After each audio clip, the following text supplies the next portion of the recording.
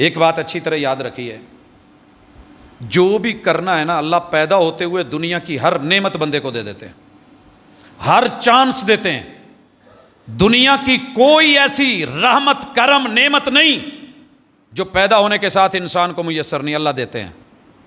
اللہ دیکھتے ہیں کہ یہ 20 سال تک کیا کرتا ہے، 18 سال 20 سال، جو چیزیں یہ اس 18-20 سال میں اپناتا ہے نا، بار بار لیتا ہے، پھر میرا رب باقی چیزیں اٹھا لیتا ہے اور اسے اسی کے ساتھ جوڑ دیتا ہے۔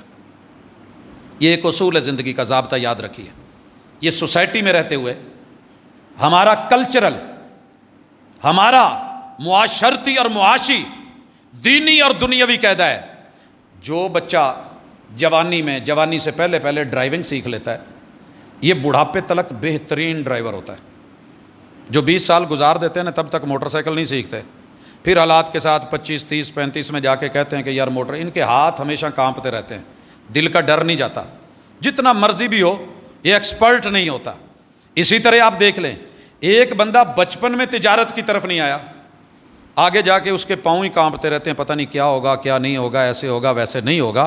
تو آپ نے دین میں بھی ایسے رکھنا ہے، جس چیز کی جوانی میں عادت پڑ جائے نا، من شب علی شیء شاب علیہ، جیسی جوانی ہوتی ہے ویسے بڑھاپا ہوتا ہے۔ میں نے جن کو جوانی میں تھیٹر میں دیکھا تھا، سفید داڑیاں ہیں، اب بھی وہ تھیٹر میں ناچتے ہیں، اب بھی وہ ناچتے ہیں، کیونکہ وہ اسی پہ رہ گئے تھے، باقی چیزیں ان سے لے لی گئی۔ آپ نے جوانی سے پہلے اور جوانی میں رمضان کا استقبال بھرپور کیا، روزہ رکھنا سیکھا، قیام کرنا، قدموں پہ زور دینا سیکھا، قرآن کی سماعتیں، لذتیں، حلاوتیں محسوس کرنی سیکھی۔ لوگ تو سگریٹ کو ایک کش لگا کے دھواں ہوا میں چھوڑ کے دیکھ کے کہتے ہیں کیا بات ہے، میں کتنا سمجھدار، کتنا سکالر، کتنا پڑھا لکھا، کتنا بڑا مفکر نظر آ رہا ہوں، میں غموں کو جو ہے وہ دھوئیں کے اندر ڈھال دیتا ہوں، میں ٹینشن نہیں لیتا۔ آپ نے کبھی قرآن پڑھ کے سن کے لذت محسوس کی؟ سبحان اللہ۔